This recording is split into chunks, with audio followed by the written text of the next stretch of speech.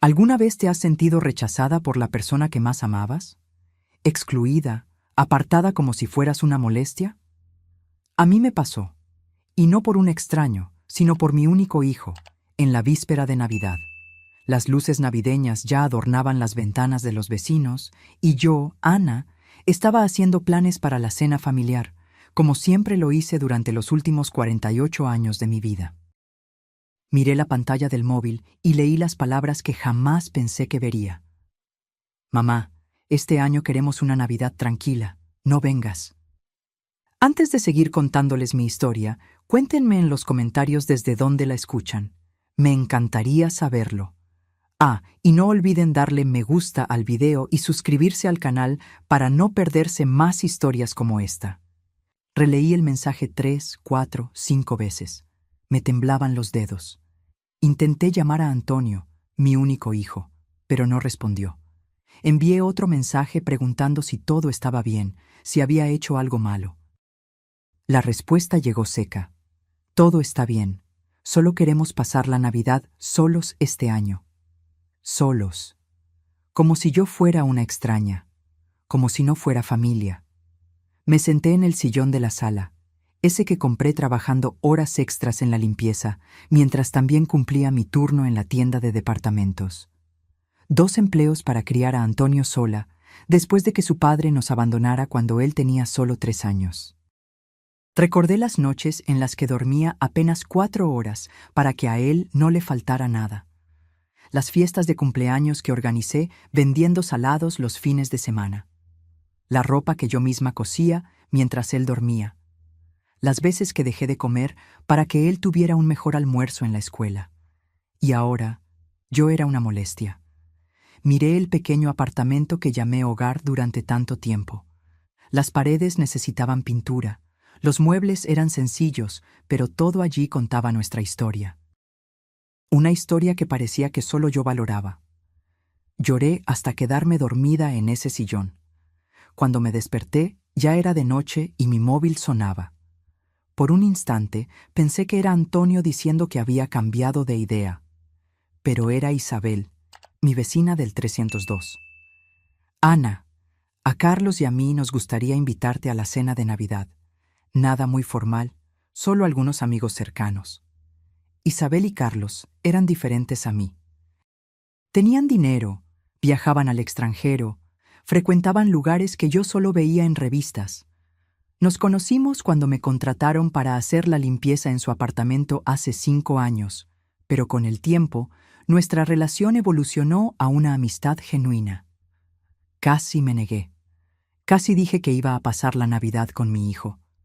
Mi orgullo quería proteger la mentira de que todo estaba bien en mi familia, pero algo dentro de mí cambió en ese momento. Gracias, Isabel. Me encantaría pasar la Navidad con ustedes. Colgué el teléfono y fui al armario. En el fondo, había una caja con un vestido rojo que compré en una liquidación hace 3 años y nunca tuve ocasión de usar. Me lo probé y por primera vez en días vi mi reflejo de otra manera. Vi a una mujer de 63 años que aún tenía vida por delante. Una mujer que no necesitaba aceptar ser descartada. El día de Navidad me arreglé con cuidado. Me puse el vestido rojo, me pinté los labios con un lápiz a juego e incluso me permití usar el perfume que guardaba para ocasiones especiales. Cuando toqué el timbre del apartamento 302, me sudaban las manos. Parte de mí aún se sentía como la empleada doméstica que debería usar la entrada de servicio. Isabel abrió la puerta y sonrió. «Ana, estás deslumbrante». La mesa estaba puesta con vajilla fina, copas de cristal y una elegante decoración en tonos dorados y rojos. Había unas 10 personas, todas bien vestidas y sonrientes. Por un momento me sentí fuera de lugar, pero Carlos se acercó con una copa de champán. «Ana, qué bien que viniste. Déjame presentarte a nuestros amigos». Para mi sorpresa, la noche fluyó como si siempre hubiera pertenecido a ese mundo. Conversamos sobre literatura, sobre viajes, sobre arte. Nadie me preguntó sobre limpiezas o sobre cómo quitar manchas difíciles. Fui tratada como una igual. como alguien que tenía valor más allá del trabajo que podía ofrecer. Al final de la noche, Isabel me abrazó al despedirse. Ana, la semana que viene tendremos una cena en la casa de campo de unos amigos nuestros. Nos gustaría mucho que nos acompañaras. Volví a casa con una sonrisa en el rostro. Por primera vez, no lloré pensando en Antonio. En cambio, tomé un sobre que llevaba años guardado en mi cajón de calcetines. Dentro, el testamento de mi tía Elvira, que había fallecido hace casi 10 años. Tía Elvira había sido una mujer discreta, soltera, sin hijos, trabajó toda su vida como secretaria ejecutiva de un importante empresario. Lo que nadie sabía era que, orientada por su jefe, había hecho inversiones brillantes a lo largo de su vida. Cuando falleció, me dejó una herencia de $8 millones. En ese momento, decidí no tocar el dinero. Quería que Antonio creciera valorando el trabajo, el esfuerzo, la sencillez. Quería que me amara por lo que yo era, no por lo que podía darle. Así que mantuve el dinero intacto, invertido, creciendo, mientras yo continuaba con mi vida sencilla. Ahora, mirando ese papel, me di cuenta de que había sido traicionada 2 veces. Primero, cuando mi hijo me excluyó de su vida. Segundo, cuando yo misma me negué el derecho a vivir plenamente, guardando una fortuna mientras fregaba los suelos de los demás. Esa noche, tomé una decisión que lo cambiaría todo. El dinero que guardé para un hijo que me despreciaba se usaría para construir la vida que nunca me permití tener. Una vida donde ya no sería invisible. Lo que Antonio y su familia no sabían es que la madre que habían excluido de la Navidad estaba a punto de convertirse en alguien que no podrían ignorar. Y la venganza que planeaba no sería con gritos o confrontaciones, sino con una transformación tan profunda que haría que todos se preguntaran cómo pudieron descartarme tan fácilmente. No se podían imaginar que, mientras ellos brindaban por su Navidad tranquila, sin mí, yo estaba a punto de mostrar mi verdadero valor. Y el primer paso sería una compra que dejaría a toda la ciudad hablando. El ático más lujoso del edificio donde la familia de mi hijo siempre soñó con vivir. La semana siguiente, llamé al abogado que administraba mi herencia.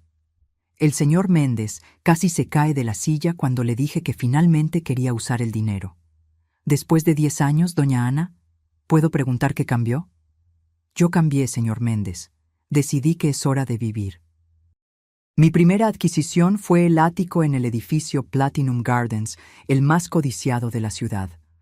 Recuerdo cuando Luisa, mi nuera, comentó durante uno de los raros almuerzos dominicales que ese era su sueño. Solo los millonarios pueden vivir allí, dijo con desdén mientras pasábamos en coche frente al edificio. Personas como nosotros nunca tendrán esa oportunidad. Personas como nosotros, como si todos fuéramos de la misma categoría. Como si yo fuera solo la madre sencilla que debía ser tolerada en las reuniones familiares. La expresión del agente inmobiliario cuando pagué el ático al contado no tuvo precio. Me trató con desprecio cuando entré en su oficina vestida con mi ropa sencilla, pero su tono cambió por completo cuando el señor Méndez confirmó la transferencia. Me mudé discretamente. No se lo conté a nadie, ni siquiera a Isabel y Carlos. Quería que mi transformación fuera completa antes de revelarme al mundo. El ático era deslumbrante, con 3 suites, una terraza que rodeaba todo el apartamento y una vista impresionante. En los primeros días me sentía una intrusa en mi propia casa, como si estuviera jugando a ser rica. Pero poco a poco me fui permitiendo pertenecer a ese espacio. Contraté a una decoradora de renombre, Beatriz, que me miró con escepticismo en el primer encuentro. ¿Está segura de que puede permitirse una decoración de alta gama? Sonreí tranquilamente. No se preocupe por eso, querida. Solo haga su mejor trabajo. Cuando descubrió mi presupuesto, su profesionalismo superó cualquier prejuicio. Juntas, transformamos el ático en un espacio que reflejaba elegancia sin ostentación innecesaria. Luego vino la transformación personal. Contraté a Marina, una asesora de imagen recomendada por Isabel. Al principio, Me sentí incómoda. Sus manos muestran que ha trabajado duro, comentó mientras examinaba mis uñas. No había juicio en su voz, solo constatación. He trabajado toda mi vida, respondí sin vergüenza. Entonces haremos que el mundo vea no solo su trabajo, sino también su fuerza. Marina me enseñó sobre ropa que realzaba mi silueta, colores que destacaban mi piel madura, accesorios que complementaban sin exageraciones. No quería parecer más joven, quería parecer la mejor versión de mis 63 años. Con el armario renovado, vino el cambio en la alimentación y en los cuidados personales. Contraté a un chef privado, Rodrigo, que preparaba comidas saludables y me enseñaba sobre gastronomía. Paulo, mi entrenador personal, desarrolló un programa que respetaba mis limitaciones, pero me desafiaba a ser más fuerte y flexible. En 3 meses, la transformación ya era visible. Mi cuerpo estaba más firme, mi postura más erguida, mi piel más luminosa. No era solo una cuestión de apariencia, me sentía diferente por dentro, más segura, más presente. Isabel fue la primera en notarlo cuando nos encontramos para tomar un café. Ana, estás diferente, más ligera, más brillante. Le conté sobre la herencia y mi decisión de cambiar de vida. Para mi sorpresa, no mostró asombro ni envidia, solo genuina felicidad. Te mereces esto y mucho más, dijo apretando mi mano. Y si me permites decirlo, siempre supe que había algo especial en ti, más allá de la mujer trabajadora que todos veían. Isabel se convirtió en mi guía en ese nuevo mundo. Me presentó a personas influyentes, me llevó a eventos benéficos, me enseñó los códigos no dichos de la alta sociedad. No para que encajara en un molde, sino para que navegara en ese ambiente con seguridad. Fue en uno de esos eventos, una cena benéfica para niños desfavorecidos, que me encontré con Luisa por primera vez desde mi transformación. Yo estaba conversando con el alcalde sobre proyectos sociales cuando la vi entrar en el salón. Ella trabajaba en la organización del evento, pero ocupaba una posición menor. Nuestras miradas se cruzaron. Vi sus ojos abrirse en reconocimiento y luego en confusión. Me mantuve tranquila. Terminé mi conversación con el alcalde y caminé en su dirección. «Hola, Luisa. Qué sorpresa encontrarte aquí». Estaba pálida, como si hubiera visto un fantasma. «Ana, ¿qué haces? ¿Cómo?» «Estoy representando a la Fundación Nuevas Oportunidades. Acabo de convertirme en miembro del consejo». Sonreí serenamente. «¿Y tú? ¿Cómo estás? ¿Cómo están Antonio y los niños?» «Estamos bien», tartamudeó. «No sabíamos que tú frecuentabas estos eventos». «Hay muchas cosas que ustedes no saben sobre mí», respondí con calma. «Pero eso no es una sorpresa, ¿verdad?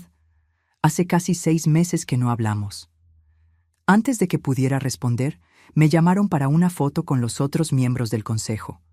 Me despedí con un leve toque en su brazo. «Dale saludos a Antonio y a los niños. Diles que la abuela los extraña». La semana siguiente recibí el primer mensaje de Antonio en meses. Era corto, casi formal. «Mamá, ¿podemos hablar? Estoy preocupado por ti». No respondí de inmediato. Dejé que el silencio hiciera su trabajo, el mismo silencio que él me impuso cuando me excluyó de la Navidad. 2 días después respondí: «Estoy bien, hijo, mejor que nunca.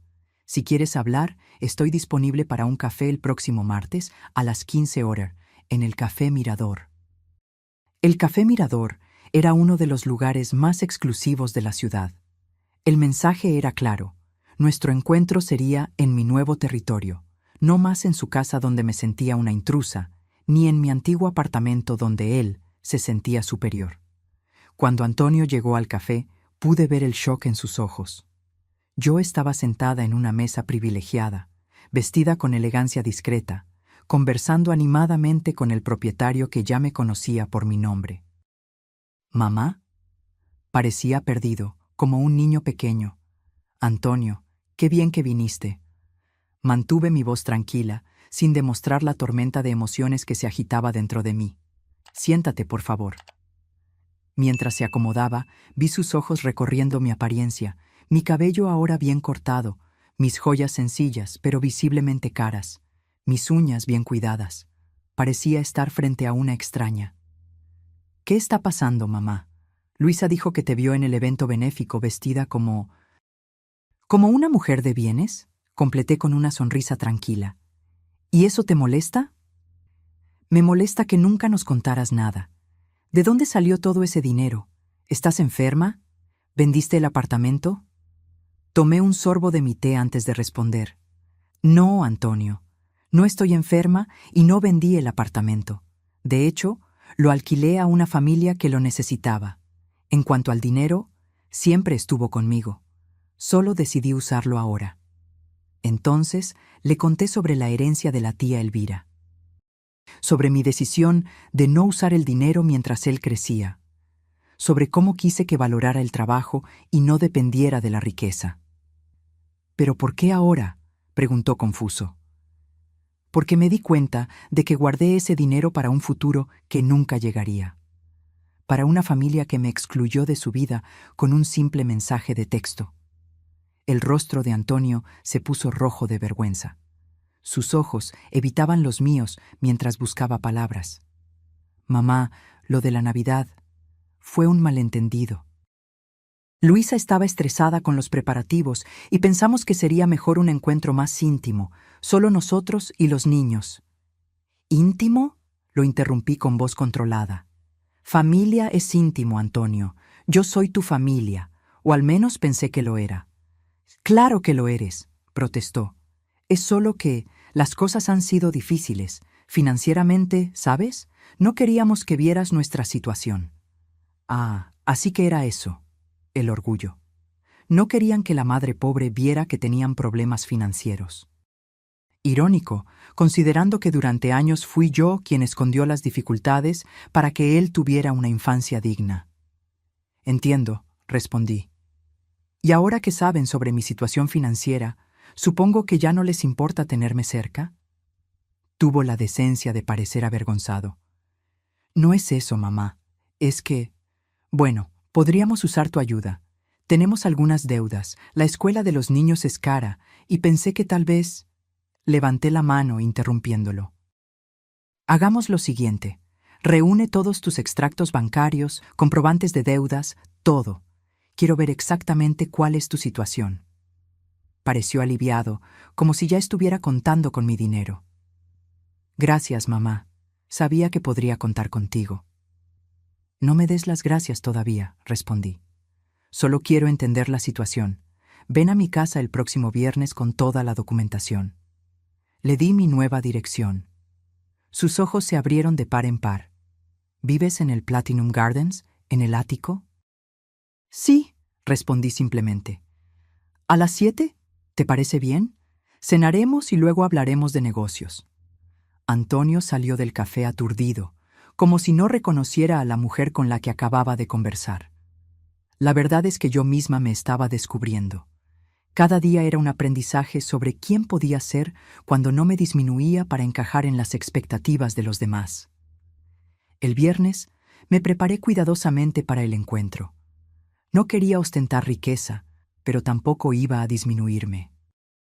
Elegí una cena sencilla, pero refinada, preparada por Rodrigo. Vino de buena cosecha, pero no exageradamente caro. Cuando sonó el timbre, no era solo Antonio quien estaba en la puerta. Luisa y los niños, Sofía de 15 años y Matías de 10, también vinieron. Percibí la estrategia. Los niños serían un ablandador de corazones. «Abuela». Matías corrió a abrazarme. Era sincero en su afecto, al menos. Sofía, más reservada, me dio un abrazo tímido. «Tu casa es increíble», comentó, mirando a su alrededor maravillada. Durante la cena, mantuve la conversación ligera.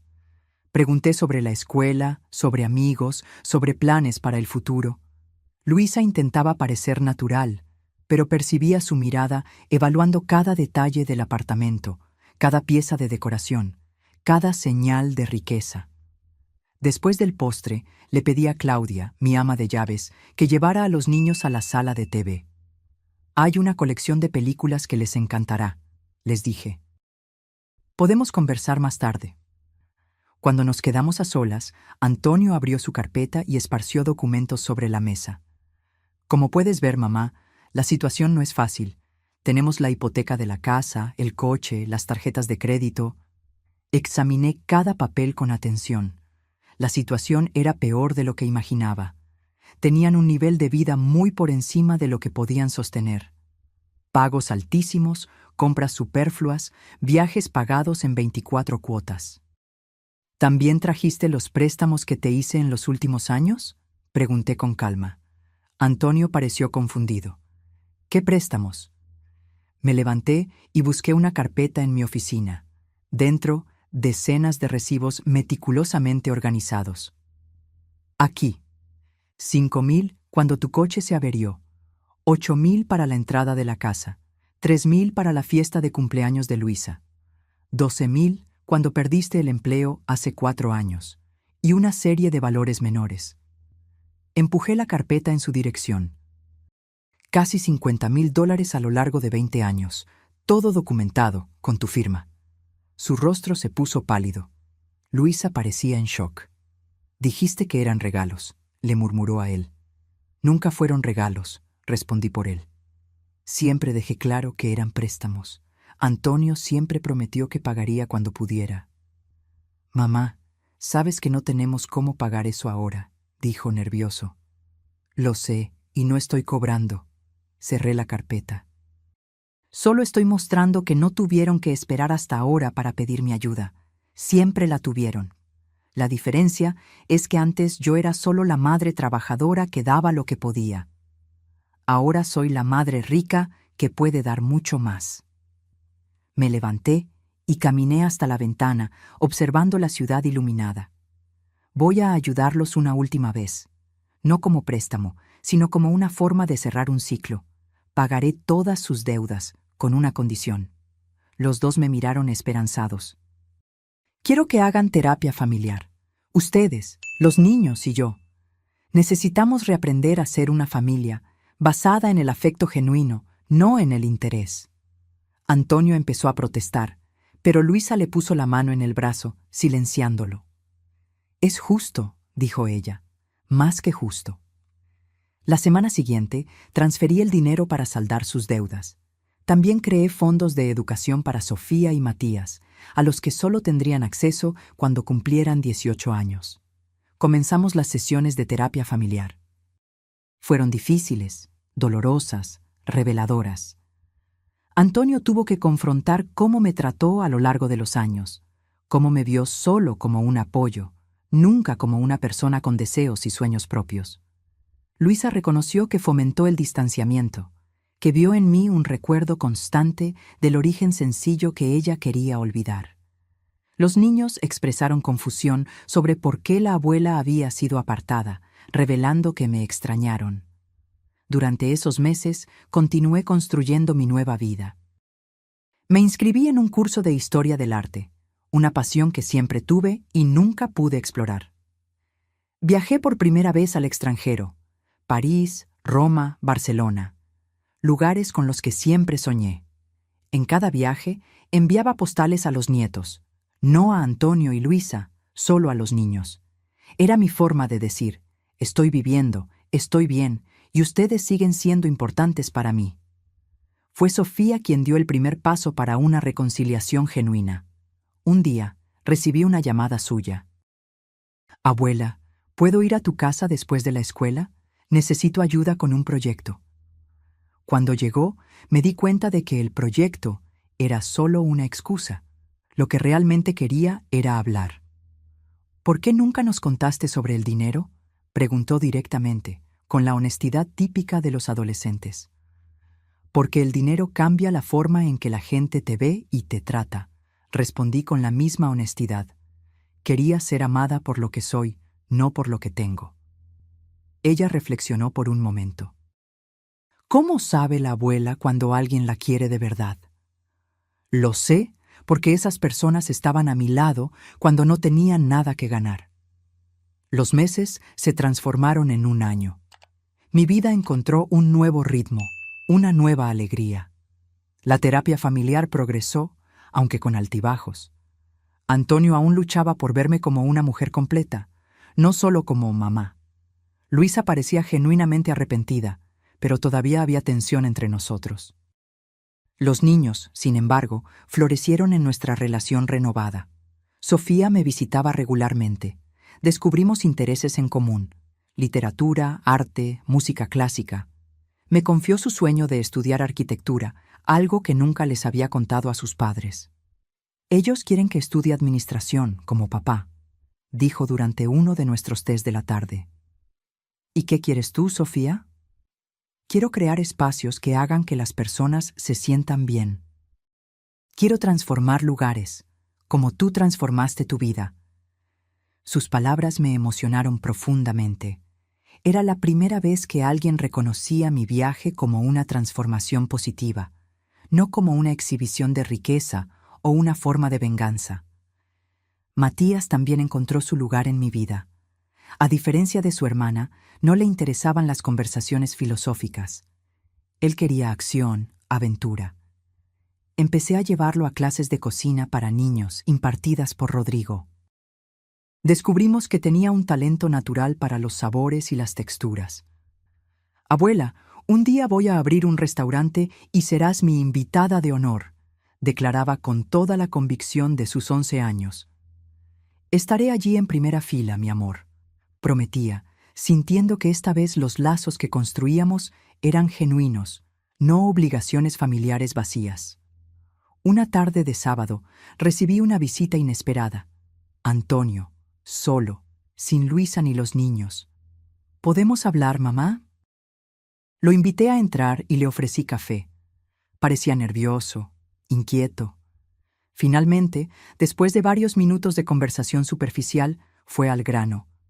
«Mamá, necesito pedirte perdón. No por el dinero o por la ayuda que nos diste, sino por nunca haberte visto realmente». Sus palabras me tomaron por sorpresa. En los casi 2 años desde la transformación en mi vida, nunca se había expresado con tanta claridad. El terapeuta me hizo ver cómo siempre te vi como una extensión de mí mismo. Como una función, mamá, no como Ana, una mujer con sueños, deseos, una vida propia. Sentí que mis ojos se llenaban de lágrimas, pero no desvié la mirada.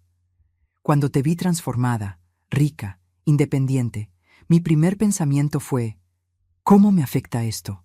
No, ¿cómo se siente ella? Y eso lo dice todo sobre el hijo que fui. Antonio, no, por favor, déjame terminar. Respiró hondo. Cuando pagaste nuestras deudas, me sentí aliviado, pero no agradecido. Pensé que era tu obligación. Qué absurdo, ¿verdad? Pensaba que era tu obligación salvarme, incluso después de excluirte de mi vida.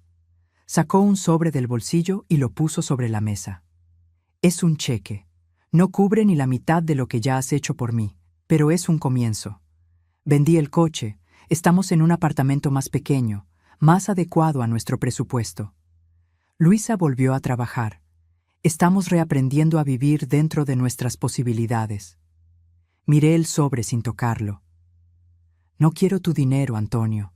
Nunca lo quise.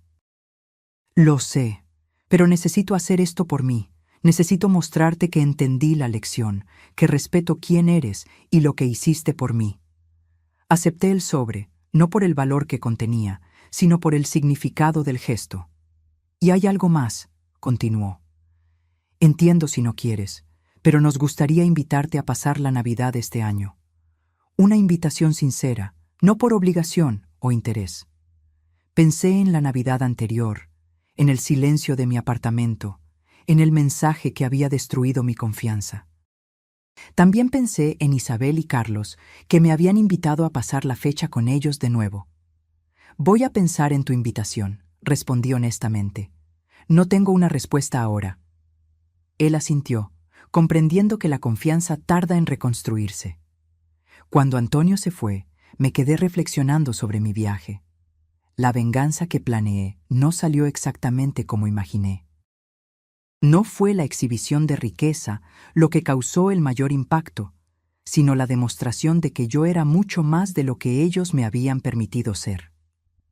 La semana siguiente, recibí una llamada que cambiaría nuevamente el rumbo de mi vida. Era de la Fundación Nuevas Oportunidades, donde yo actuaba como consejera. Ana, nos gustaría invitarte a asumir la presidencia de la fundación. Tu visión sobre la educación para mujeres de bajos ingresos y tu historia personal de superación son exactamente lo que necesitamos en este momento. Acepté la invitación sin dudar. Finalmente, encontraba un propósito para mi fortuna y mi experiencia de vida. Podría ayudar a mujeres que, como yo, tenían potencial pero no oportunidades. En mi discurso de toma de posesión, compartí por primera vez públicamente mi historia. Hablé sobre los años de trabajo duro, sobre criar a un hijo sola, sobre anularme para que otros brillaran. También hablé sobre el renacimiento, sobre que nunca es tarde para empezar de nuevo, sobre encontrar valor en una misma. En la audiencia vi rostros emocionados, Isabel y Carlos aplaudiendo con orgullo, Sofía con lágrimas en los ojos, Matías sonriendo incluso sin entender completamente, Antonio y Luisa sorprendidos al escuchar partes de mi historia que nunca habían conocido. Cuando llegó diciembre, tomé mi decisión sobre la Navidad. Invité a todos, Antonio, Luisa, los niños, Isabel, Carlos y nuevos amigos que hice en mi viaje, a una celebración en mi casa. No sería una Navidad de exclusión, como la que me hirió, ni una Navidad de exhibición para mostrar mi nuevo estatus. Sería una Navidad de reconciliación, de nuevos comienzos. La noche de la cena, mientras observaba a todos reunidos en mi sala, me di cuenta de cómo mi vida se había transformado. No solo materialmente, sino en esencia. Ya no era la misma Ana que temblaba al recibir un mensaje de rechazo. Era una mujer que había aprendido a valorarse, a establecer límites, a exigir respeto. Sofía se acercó mientras yo observaba la escena. «Abuela, ¿puedo hacerte una pregunta personal?» «Claro, querida. ¿Hiciste todo esto, el apartamento, la ropa, la fundación, para vengarte de papá y mamá?» Su pregunta directa me tomó por sorpresa. Reflexioné por un momento antes de responder. Al principio, tal vez. El dolor del rechazo es poderoso, Sofía. Cuando somos heridos por quienes amamos, nuestro primer instinto es mostrar nuestro valor, probar que cometieron un error al descartarnos. Hice una pausa, mirando a los invitados que conversaban animadamente, pero en algún momento dejó de tratarse de ellos y pasó a ser sobre mí, sobre la mujer que nunca me permití ser. Sofía asintió, comprendiendo más allá de su edad. «Creo que entiendo». Es como esa frase que siempre dices, «La mejor venganza es vivir bien». Sonreí, emocionada porque ella hubiera captado la esencia de mi viaje. Exactamente. Y vivir bien no significa tener cosas caras o aparecer en eventos importantes. Significa ser fiel a una misma, no disminuirse para complacer a los demás, y usar tus recursos, sean los que sean, para crear algo significativo. Matías se unió a nosotros, sosteniendo orgullosamente una bandeja de canapés que había ayudado a preparar. «Abuela, el chef Rodrigo dijo que tengo talento natural. Prueba este. Fui yo quien inventó la combinación». Probé la creación culinaria de mi nieto, exagerando un poco en el entusiasmo, como las abuelas tienen derecho a hacer. «Delicioso. Tienes un don, Matías». Al otro lado de la sala, percibí a Antonio observándome. Nuestras miradas se cruzaron, y por un breve momento vi en sus ojos no solo arrepentimiento, sino también admiración. Era una mirada que nunca me había dirigido antes, la mirada de quien ve a una igual, no a una subalterna. Él levantó su copa en mi dirección, un gesto silencioso de reconocimiento. Correspondí el gesto con una leve sonrisa. La reconciliación con mi hijo todavía era un trabajo en progreso. Había heridas profundas de ambos lados, expectativas no cumplidas, años de dinámicas mal resueltas.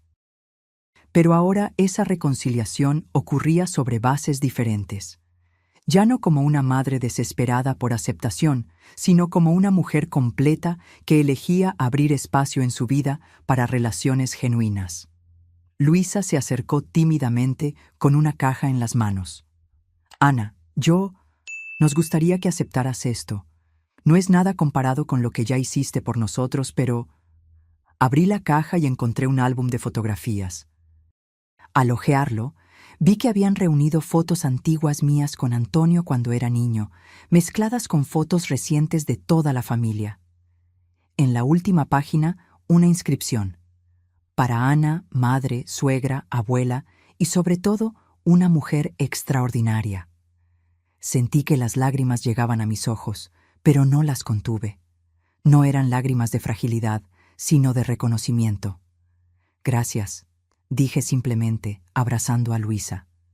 No necesitábamos grandes discursos o declaraciones dramáticas. El gesto hablaba por sí solo. Isabel, que observaba la escena de lejos, se acercó cuando Luisa se alejó. «Mírate», comentó con una sonrisa orgullosa. «¿Recuerdas a esa mujer tímida que dudó en aceptar nuestra invitación de Navidad hace 2 años?» «Parece otra vida», respondí. «No, Ana, es la misma vida, tu vida. Solo recuperaste el control de ella». Sus palabras tocaron una verdad profunda. No había creado una nueva identidad al reclamar mi fortuna. Simplemente me había permitido ser quien siempre fui, sin las limitaciones que yo misma y los demás habíamos impuesto. A medianoche, cuando todos levantaron sus copas para brindar por la Navidad, pedí la palabra. Quiero agradecer a todos por estar aquí. Hace 2 años recibí un mensaje que decía, no vengas. Fue doloroso, pero hoy me doy cuenta de que ese rechazo fue el inicio de un viaje necesario. Miré a cada rostro en la sala antes de continuar. Aprendí que la familia no es solo quien comparte nuestra sangre, sino quien elige estar a nuestro lado, en los buenos y malos momentos. Aprendí que nunca es tarde para empezar de nuevo, para redescubrirse. Y sobre todo, aprendí que el verdadero valor de una persona nunca está en lo que posee, sino en quien elige ser. Carlos levantó su copa. Por Ana, que nos enseñó que la verdadera herencia que dejamos no está en las cuentas bancarias, sino en las vidas que tocamos. Todos brindaron y, en ese momento, sentí una paz que no experimentaba en décadas. La venganza que planeé nunca se concretó realmente, al menos no de la forma amarga que imaginé inicialmente. En su lugar, encontré algo mucho más valioso: libertad. Libertad para ser yo misma sin miedo a los juicios. Libertad para ayudar sin anularme. Libertad para amar sin esperar gratitud. Libertad para perdonar sin olvidar las lecciones aprendidas. En los meses que siguieron a esa Navidad, continué expandiendo mi trabajo en la fundación. Creamos programas de becas para mujeres que, como yo, necesitaban una segunda oportunidad en la vida. Mujeres que habían pospuesto sueños para criar hijos, cuidar de padres mayores o simplemente sobrevivir en un mundo que rara vez valora el sacrificio femenino. Antonio entró en un programa de coaching de carrera y finalmente encontró un trabajo que lo realizaba, sin la presión constante por el estatus. Luisa volvió a la universidad para terminar el curso que abandonó cuando se quedó embarazada de Sofía. Los nietos florecieron, sabiendo que tenían una red de apoyo genuina. En cuanto a mí, a los 65 años, descubrí que la vida puede sorprender a cualquier edad. Conocí a Eduardo, un profesor universitario viudo, en uno de los eventos de la fundación. Nuestra conexión fue inmediata, no por lo que teníamos, sino por lo que éramos.